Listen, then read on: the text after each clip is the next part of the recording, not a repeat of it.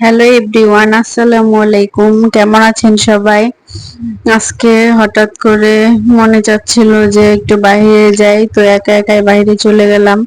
দেখেন আমার পাশের সিটটা ফাঁকা হয়ে আছে, কেন জানেন? আজকে আমার বান্ধবী আমার সঙ্গে বের হয় নাই, আমি একা একা, তো আমারও ভালো লাগছিল না ওকে ছাড়া একা একা বের হয়ে। তো কি আর করাই, তো মেলায় চলে গেলাম একা একা হাঁটতে হাঁটতে। তারপর একটা কড়াই কিনে ফেললাম। একা একা ভালো লাগছিল না হাঁটতে, সব সময় আমরা যেখানে যাই একসঙ্গেই দুজনে মিলে যাই। তো আজকে একা একাই চলে গেলাম। তো আর ভিডিও করা তখন হয় নাই। উম, মেলার ভিতরে যেহেতু চুরি হওয়ার সম্ভাবনা থাকে তাই।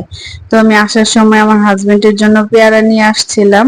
ও আবার বাসায় থাকলে এটা ওটা খেতে খুব পছন্দ করে, তো চিন্তা করলাম যে ওর জন্য পেয়ারা গুলো নিয়ে যাই, ও বসে বসে মেখে খাবে। তো নিয়ে আসলাম পেয়ারা, তারপর ওকে কেটে দিলাম।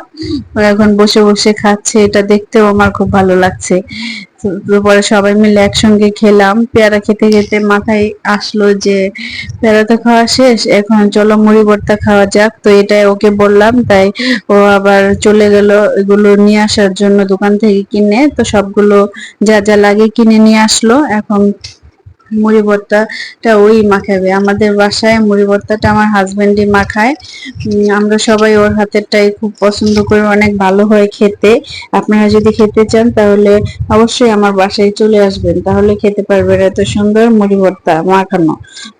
অনেক মজা হয়। তো মুড়ি ভর্তাটা অনেক মজা হয়েছিল, সবাই খেয়েছিলাম আমরা একসঙ্গে।